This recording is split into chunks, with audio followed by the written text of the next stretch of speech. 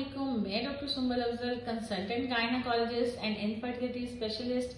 आज आपको बहुत ही इम्पॉर्टेंट पॉइंट्स बताने जा रही हूँ जो आपकी हाइजीन के लिए बहुत इम्पॉर्टेंट हैं, जो उन पेशेंट्स को बहुत डिस्टर्ब करते हैं, उन फीमेल को जो एज ऑफ मेनार्की से गुजर रही हैं या जिनकी प्रेगनेंसी है, और अक्सर उनको ये कंप्लेन रहती है कि उनको लिकोरिया होता है, यानी डिस्चार्ज। ये डिस्चार्ज क्या है, इसकी वजूहात क्या है, क्यों ये आपको बार बार प्रॉब्लम करता है या रिकरेंट होता है, बार बार होता है।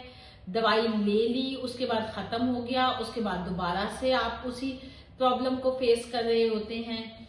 तो सबसे इम्पॉर्टेंट बात है कि क्या रीजन है कि इसको हम बैक्टीरियल वेजिनोसिस कहते हैं, यानी इन वो वजाइनल इन्फेक्शन जिसकी वजह से आपको डिस्चार्ज रहता है, आपकी नॉर्मल फिजिकल एक्टिविटी डिस्टर्ब रहती है और आपकी हेल्थ खराब रहती है। अब इसकी सबसे बड़ी वजह क्या है?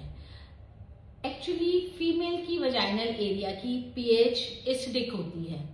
जो ही आपके पीरियड स्टार्ट होते हैं, मेंस्ट्रुअल फ्लो होता है, तो पीएच चेंज होके अल्कलाइन हो जाती है।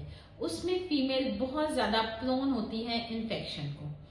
और अगर आप उन दिनों में आपस में अवेल कर लेते हैं, यानी मियाँ बीवी के रिलेशन होते हैं, तो उसमें सबसे ज्यादा इन्फेक्शन का चांस होता है।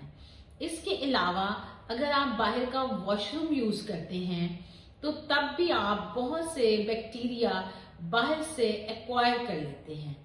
और वो लोग जो बहुत सेंसिटिव होते हैं, अपनी हाइजीन का बहुत ज्यादा ख्याल रखते हैं, उनको ये प्रॉब्लम बहुत ज्यादा फेस करनी पड़ती है।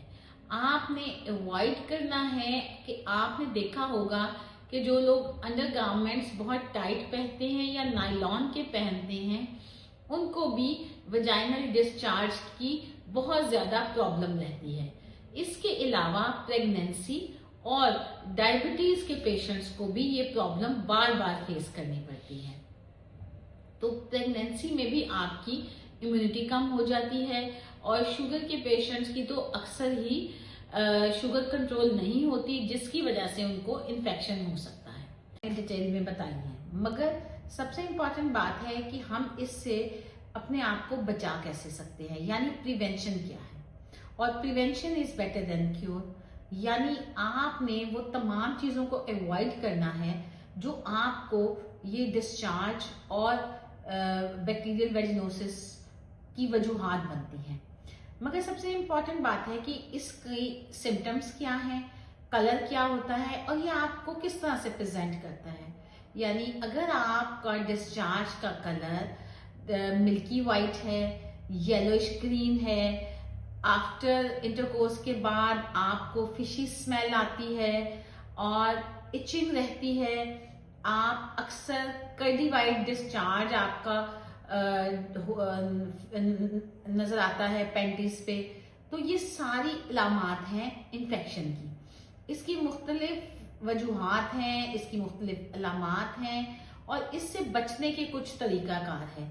आप इससे बच सकते हैं, क्योंकि ये अगर आपको इसका कलर क्रीमी वाइट या कर्डी वाइट है तो ये फंगल इन्फेक्शन है।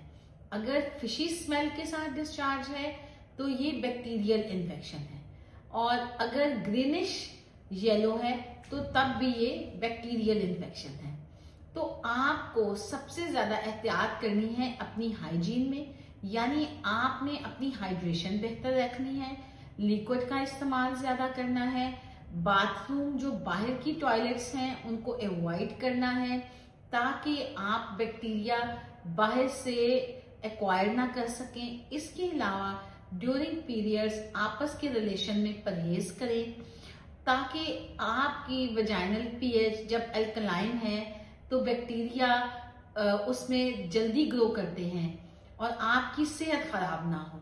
और दूसरी सबसे इम्पॉर्टेंट बात है कि आपको अंडरगारमेंट्स कॉटन के पहनने हैं, दूसरों के कपड़े शेयर नहीं करने, और सबसे इम्पॉर्टेंट बात है कि अगर आपको लगता है कि कोई अनयूजुअल डिस्चार्ज है तो सबसे पहले आपको डॉक्टर से कंसल्ट करना है और इसका अर्ली ट्रीटमेंट बहुत इम्पॉर्टेंट है।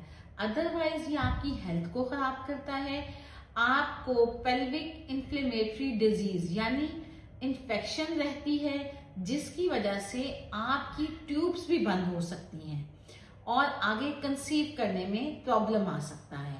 इसलिए किसी भी डिस्चार्ज को नॉर्मल ना लें। अगर वो आपको प्रॉब्लम कर रहा है तो अपने डॉक्टर से कंसल्ट करें। शुक्रिया।